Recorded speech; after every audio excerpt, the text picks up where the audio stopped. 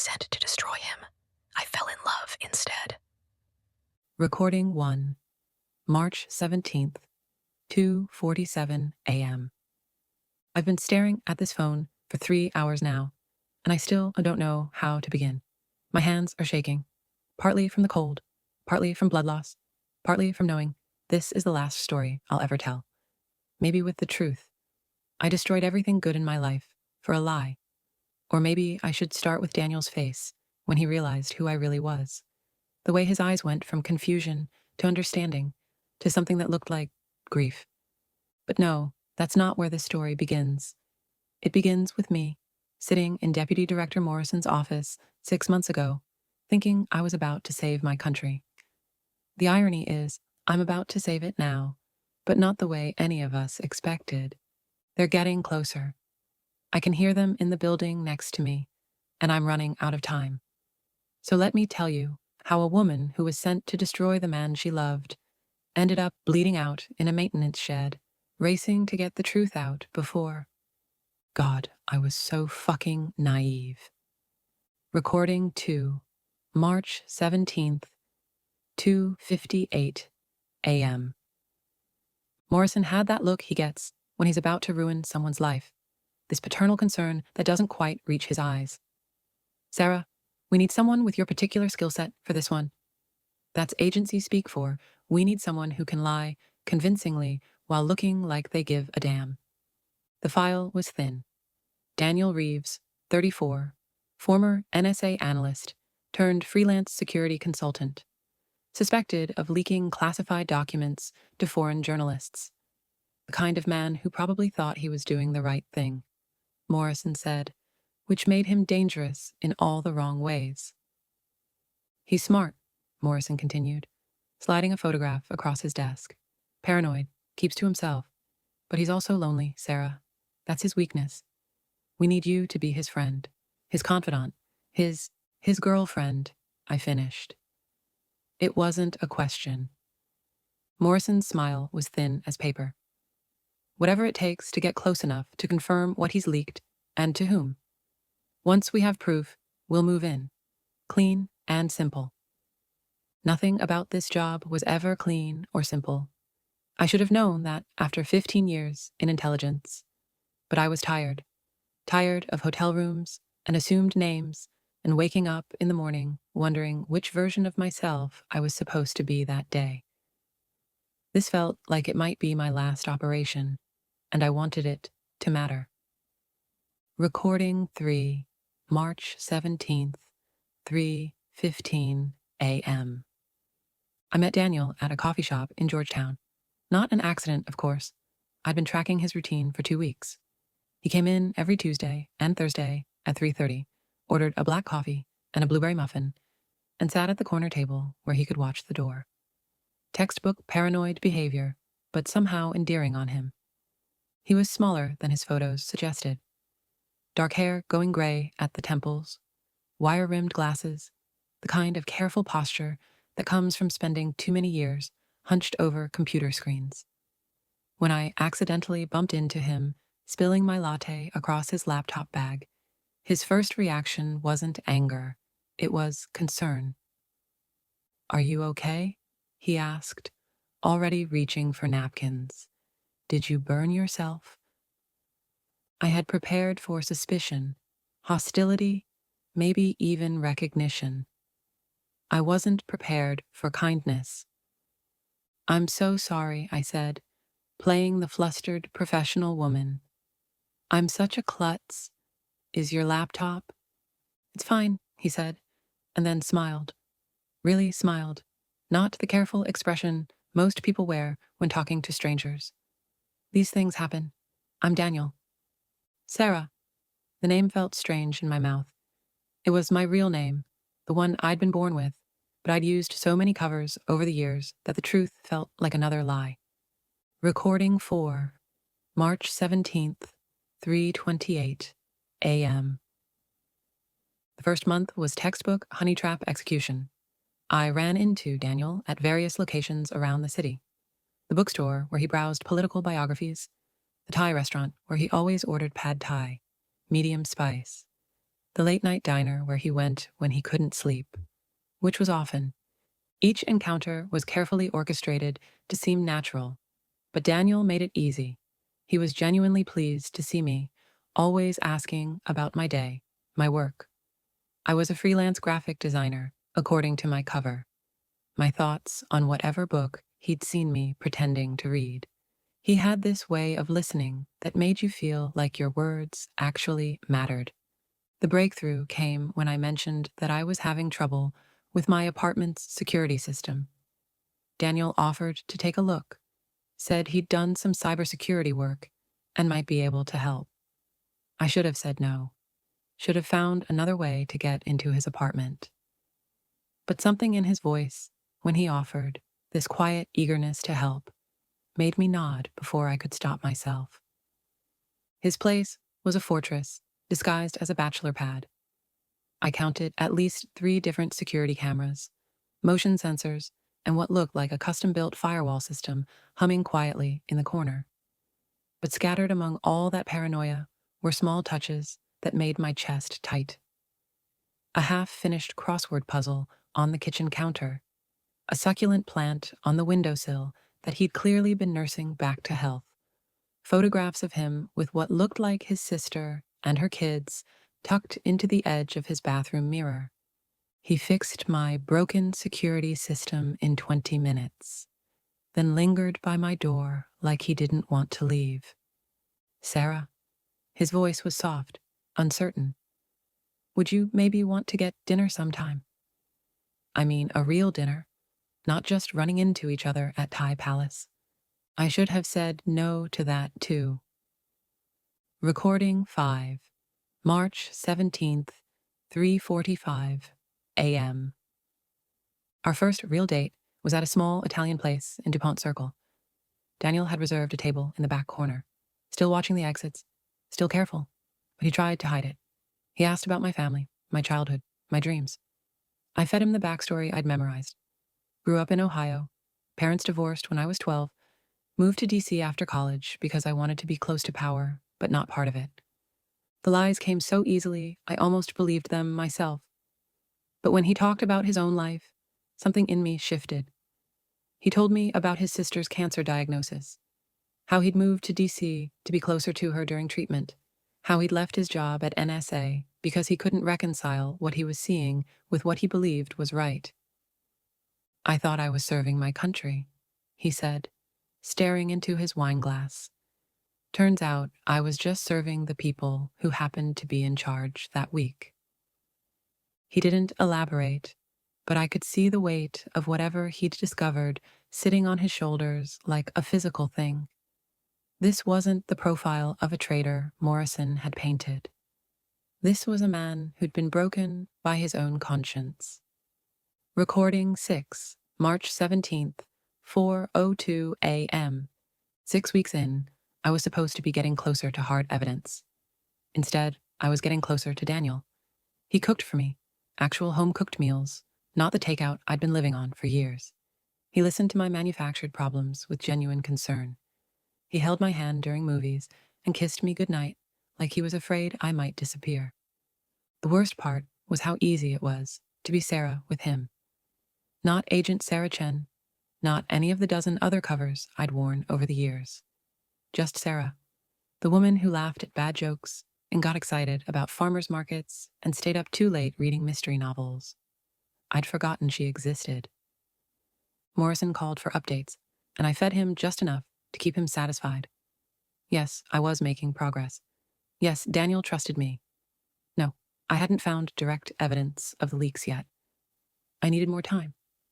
What I didn't tell Morrison was that I'd started looking forward to Daniel's texts, that I'd caught myself humming while getting ready for our dates, that when he kissed me for the first time, standing in his kitchen while pasta boiled on the stove, I kissed him back like I meant it.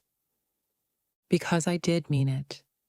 And that terrified me more than any hostile operation I'd ever run. Recording 7, March 17th, 4:18 a.m. The turning point came in week 8.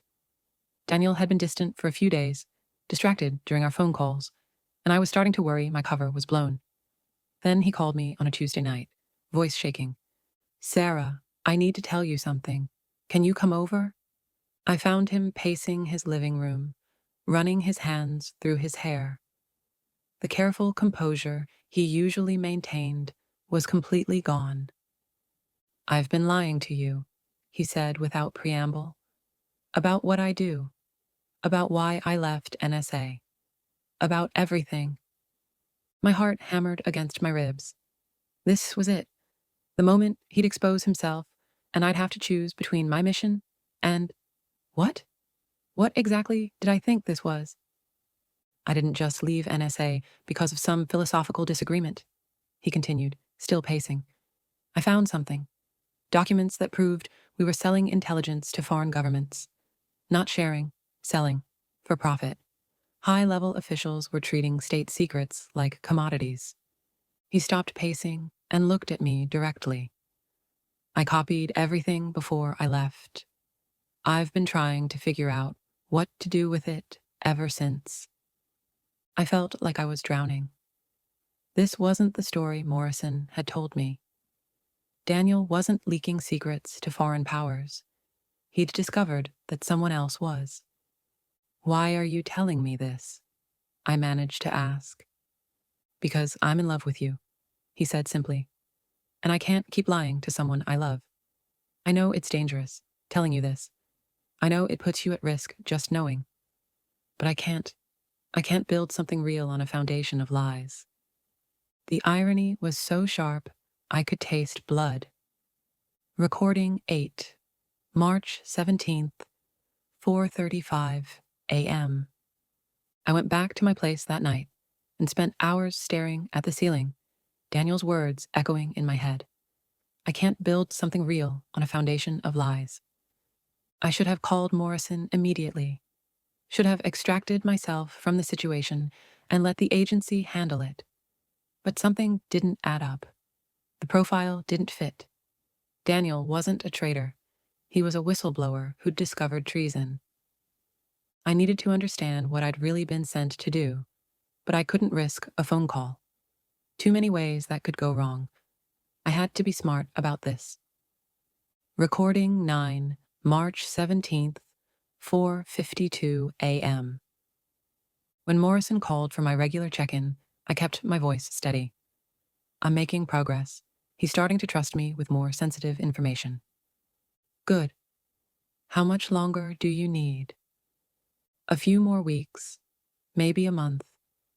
I want to make sure I have everything before we move." "Sarah, this operation has been going on for almost 5 months. We need results. And you'll get them. I just need to be thorough." But I wasn't being thorough. I was stalling, hoping I could find a way to protect Daniel without destroying my own career. Looking back now, I can see how naive that was. Some choices don't let you have it both ways. Recording 10, March 17th, 5:15 a.m. The cold is getting worse. I can barely feel my fingers, and I keep losing my train of thought. But I need to get this out. All of it. Daniel and I had been together for 3 months when he finally showed me the documents. Not the originals. He was too smart for that. But copies. Financial records showing payments from foreign intelligence services. Classified documents with metadata proving they'd come from high-level CIA servers. Communication logs discussing merchandise and buyers in language that was barely coded. "How long have you known?" I asked, staring at the evidence spread across his kitchen table. I suspected something when I was still at NSA. Too many operations going sideways. Too many sources being compromised. But I didn't have proof until I hacked into some personal servers. Personal servers? Morrison's, for one. And 5 others. Deputy directors, section chiefs, people with access to the highest levels of intelligence. The room seemed to tilt. Morrison, my handler, the man who'd sent me to eliminate Daniel, was one of the people Daniel had evidence against. Recording 11, March 17th, 5:38 a.m. I had trouble focusing. The blood loss is getting to me. Recording 11, March 17th, 5:38 a.m. Continued. I had trouble focusing. The blood loss is getting to me, and I keep hearing voices in the distance. But I need to finish this. Morrison, I said, staring at the documents. You have evidence against Morrison. Among others. But yes, he's one of the worst offenders. Sarah, are you okay? You look pale. I wasn't okay. I was realizing that I'd been sent to kill a man who had evidence that my own handler was a traitor. The elegant simplicity of it was breathtaking. Morrison eliminates the threat and gets rid of a potential witness, me, in one operation. Daniel, you need to be very careful about who you trust with this information. I know. That's why I've only told you. Only you. The words hit me like a physical blow. He trusted me completely, and I was planning to betray that trust in the worst possible way. But not anymore. Sitting there in his kitchen, looking at evidence of Morrison's crimes, I made a choice. I was going to help Daniel, even if it meant throwing away everything I'd worked for. Recording 12, March 17th, 5:55 a.m. I told Daniel everything the next day, my real job, my assignment, Morrison's true intentions. I watched his face change as I spoke. Confusion, then understanding, then something that looked like physical pain. You're CIA, he said quietly. You were sent to kill me. I was sent to get close to you, yes. But Daniel, listen to me. I know now that Morrison lied to me. He told me you were the one selling secrets, but you're not. You're trying to stop the people who are. He was quiet for a long time, staring at his hands. How long have you been watching me? 3 months before we met, then 6 months of this. 6 months of lies. Not all lies. Daniel, I do love you. That's why I'm telling you this instead of following my orders. That's why I'm going to help you disappear. Help me disappear? Morrison wants you dead. Not arrested, dead. We need to get you somewhere safe while we figure out how to get this evidence to the right people. Recording 13, March 17th, 6:12 a.m. We made a plan. Daniel would go to ground while I went back to Morrison and bought us time. I'd tell him I was close to eliminating the target, that I needed just a few more days to make sure Daniel hadn't shared the intelligence with anyone else. It wasn't a good plan, but it was the only one we had. And after that, Daniel asked, after that, we're both probably dead. Maybe not both of us. He was quiet for a moment. Sarah, there's something else I need to tell you. About the evidence. What about it? I set up a dead man's switch. If I don't check in every 72 hours, everything gets released automatically. The documents, the financial records, all of it goes to major news outlets and congressional oversight committees. You're bluffing. I'm not. He showed me his phone, a screen I didn't recognize. 67 hours and counting. And Sarah, I added you to the switch. If anything happens to either of us, everything goes public. Recording 14, March 17th, 6:28 a.m. I went to Morrison's office the next day, trying to buy us time. Same office where this whole thing had started. Same paternal smile, same dead eyes. Sarah, I was beginning to worry. I found him, I said. He's holed up in a safe house in Virginia. Paranoid as hell, but he's running scared. And the intelligence he stole? He's got copies with him. But sir, I think we need to be careful about how we proceed. He's set up contingencies. If he disappears, the information goes public. Morrison leaned forward. What kind of contingencies? I'm still working on that. Give me another week, and I'll have everything we need. Morrison was quiet for a long moment, studying my face. Sarah, you've been on this operation for 6 months. You should have been able to eliminate the target weeks ago. Why the delay? I had trouble focusing. The blood loss is getting to me, and I keep hearing voices in the distance.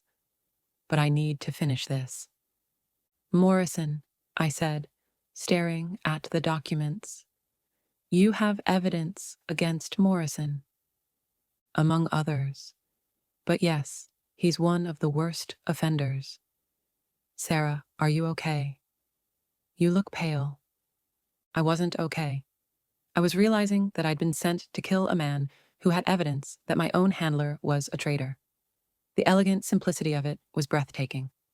Morrison eliminates the threat and gets rid of a potential witness, me, in one operation. Daniel, you need to be very careful about who you trust with this information. I know. That's why I've only told you. Only you. The words hit me like a physical blow. He trusted me completely, and I was planning to betray that trust in the worst possible way. But not anymore. Sitting there in his kitchen, looking at evidence of Morrison's crimes, I made a choice.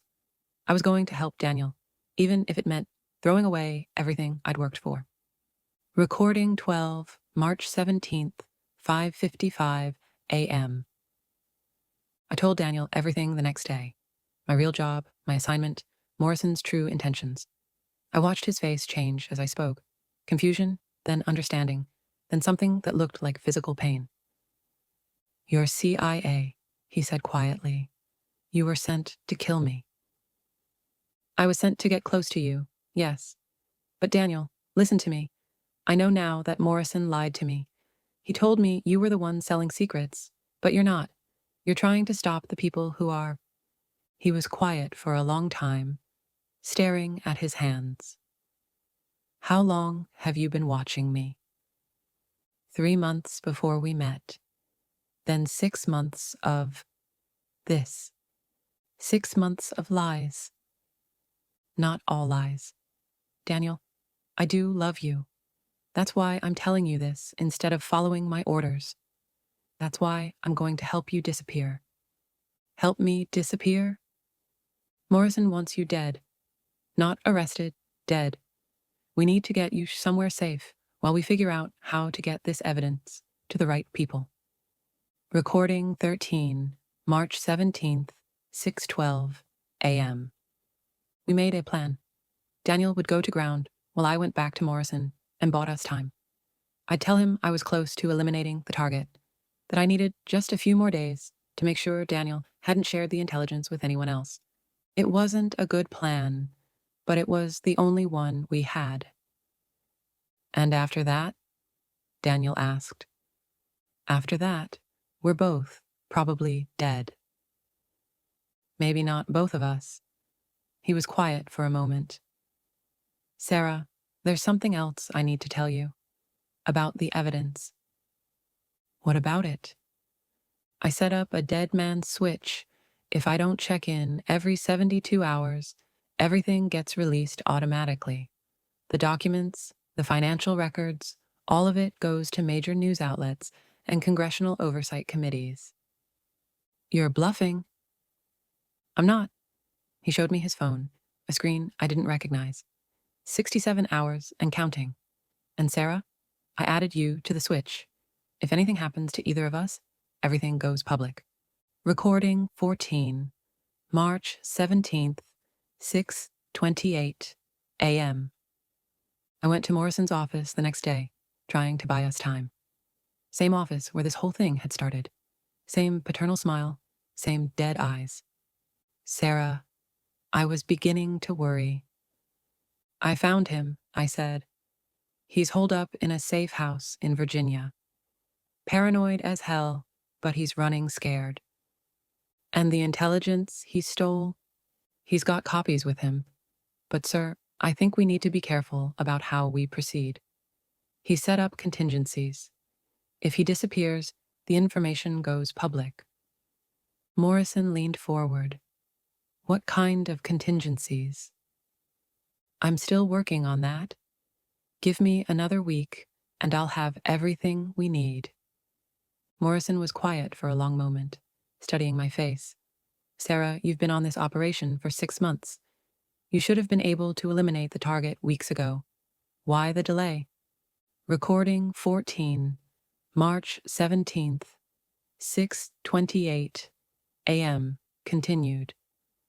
I can hear them on this floor now. Footsteps, getting closer. I need to hurry. Because I'm trying to do this right, I told Morrison. If we move too fast and his contingencies trigger, we'll have a congressional investigation on our hands.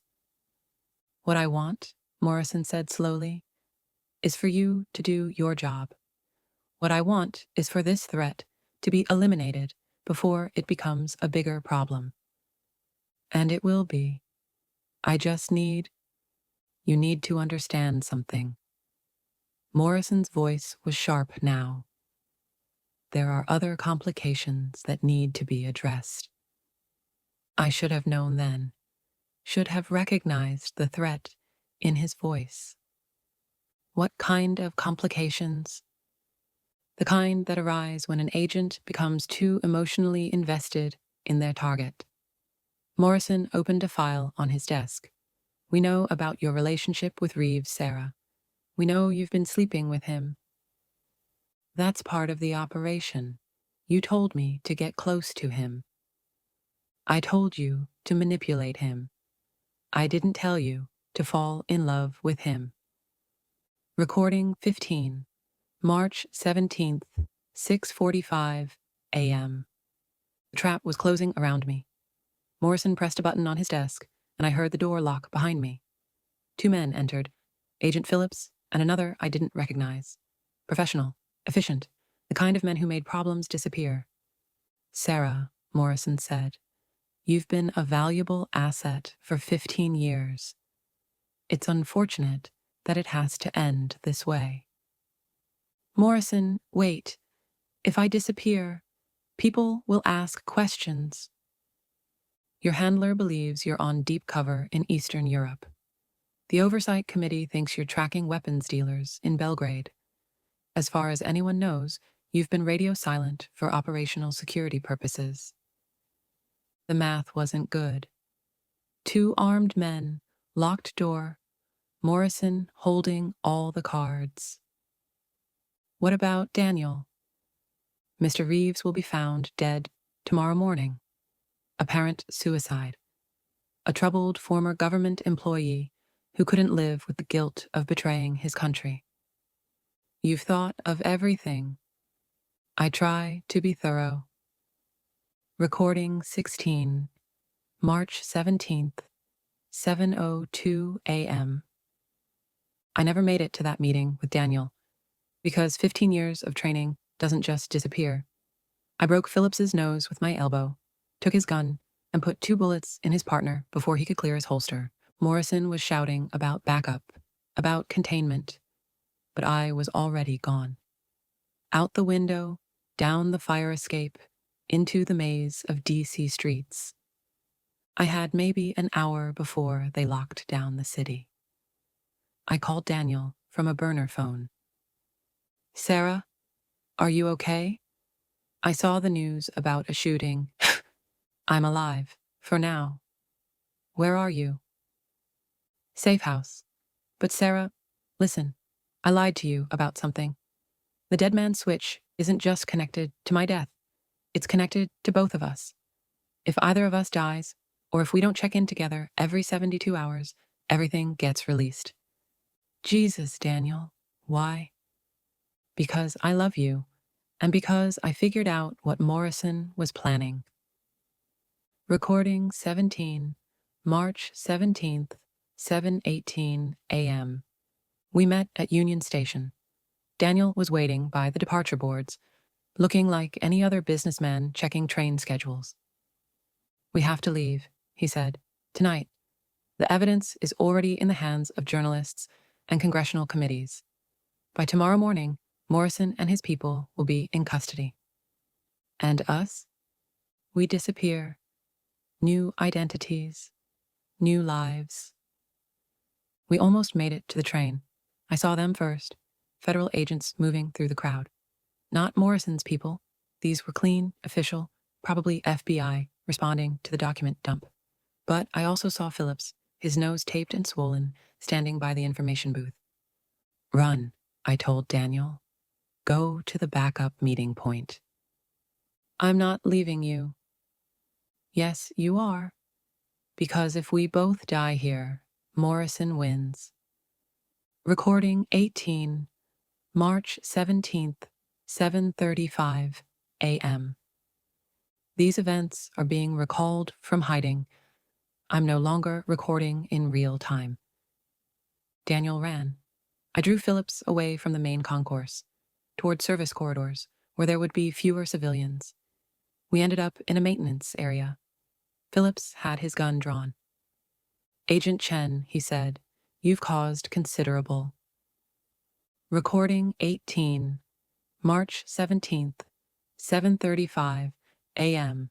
continued. Agent Chen, he said, you've caused considerable trouble. Not enough trouble, apparently. Morrison's still breathing. Deputy Director Morrison sends his regards. He wants you to know that your boyfriend didn't make it very far. My blood went cold. What did you do? Nothing yet, but Agent Rodriguez is with him now. Very thorough, Rodriguez. It was a lie, but I couldn't take that chance. I gave Phillips my gun, went with him quietly to a warehouse in Southeast D.C. Morrison was waiting with 2 other men. Sarah, Morrison said, I'm disappointed in you. Where's Daniel? Safe, for now. I want you to call him. Tell him you're safe, that he should come to you. When he arrives, we'll resolve this situation permanently. I made the call, but Daniel was smart. He heard the coded warning in my voice and stayed away. Instead, he called the FBI. Recording 19, March 17th, 7:52 a.m. Daniel arrived with half the FBI's Washington field office. The warehouse was surrounded before Morrison knew what was happening. They surrendered without firing a shot. But I was still the agent who'd killed a federal officer. Self-defense or not, there were consequences. They offered me a deal: plead guilty to manslaughter, serve 5 years, keep quiet about operational details. For the first time in my adult life, I wasn't lying about who I was. The woman who made Daniel breakfast and fell asleep reading next to him. That was me, the real me. We talked about getting married, maybe having kids. Recording 20, March 17th, 8:15 a.m. I noticed the surveillance 3 days ago. A man in a blue sedan. Same car at different locations. The marshals had taught us what to watch for, but 15 years of intelligence work had already taught me to see the patterns. Someone had found us. We have to go, I told Daniel. Tonight. We packed our go bags and left through the back door. As we were leaving, I saw headlights in our driveway. Run, I told Daniel. The safe house in Helena. Wait for me there. Sarah, I'll be right behind you. I need to see who they are first. Recording 21, March 17th, 8:32 a.m. There were 3 of them, private contractors, probably. I followed them for 6 blocks, trying to get close enough to identify them. That's when the 4th man stepped out of an alley behind me. Agent Chen, you're a hard woman to find. Morrison's dead. The conspiracy's been exposed. What's the point? The point is that some secrets are worth killing for, even after the fact. You and your boyfriend saw things that certain people would prefer stayed buried. He raised his weapon, but I was already moving. The shot grazed my shoulder as I rolled behind, a parked car. 2 more shots shattered the windows above me. I managed to reach an alley, but there was another wound in my side I don't remember getting. I found this maintenance shed behind the old grain elevator. Hidden, but they'll find me eventually. Recording 22, March 17th, 8:45 a.m. I called Daniel, told him to run, to disappear, that everything's compromised. He wanted to come for me, but I made him promise to stay away. I love you, he said. I love you too, more than I ever thought possible. I hung up before he could argue. The bleeding isn't stopping, and my hands are shaking. I can hear them searching the building next to me. The conspiracy goes deeper than Morrison. There are senators, defense contractors, people who've been selling intelligence for decades. That's why they can't let us live. Recording 23, March 17th, 9:02 a.m. Daniel, if you're listening to this, these 8 months as Jennifer and Michael Walsh were the best of my life. You saved me from myself. You showed me that Sarah Chen was worth loving. Recording 23, March 17th, 9:02 a.m. Continued.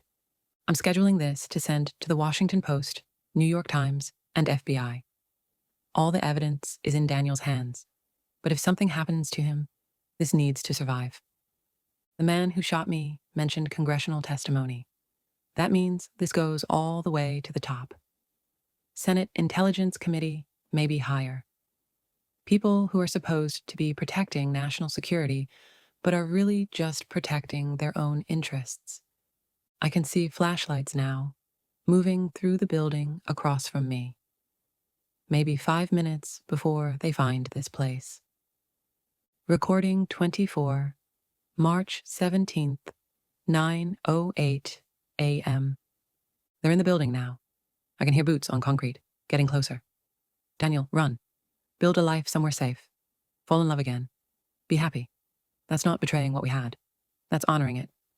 You showed me who I really was underneath all the lies. You gave me 8 months of being myself, and that's more than most people get. That's enough. I love you, Daniel. I love you. And whatever happens, the truth will. Daniel, run. Build a life somewhere safe. Fall in love again. Be happy. That's not betraying what we had. That's honoring it. You showed me who I really was underneath all the lies. You gave me 8 months of being myself, and that's more than most people get. That's enough. I love you, Daniel. I love you. And whatever happens, the truth will. Recording ends. Found at scene. Female victim, deceased from blood loss. 2 gunshot wounds, shoulder and abdomen. Phone clutched in right hand, screen displaying email sent 9:09 a.m. Recipients: Washington Post, New York Times, FBI, Internal Affairs. Attached, complete audio testimony, 24 recordings, 3 hours, 22 minutes. Subject line: The Truth About Morrison, from Agent Sarah Chen. The truth survived. If this hidden chapter kept you listening, tap like so others uncover it too. Subscribe, and the next untold story will find you first.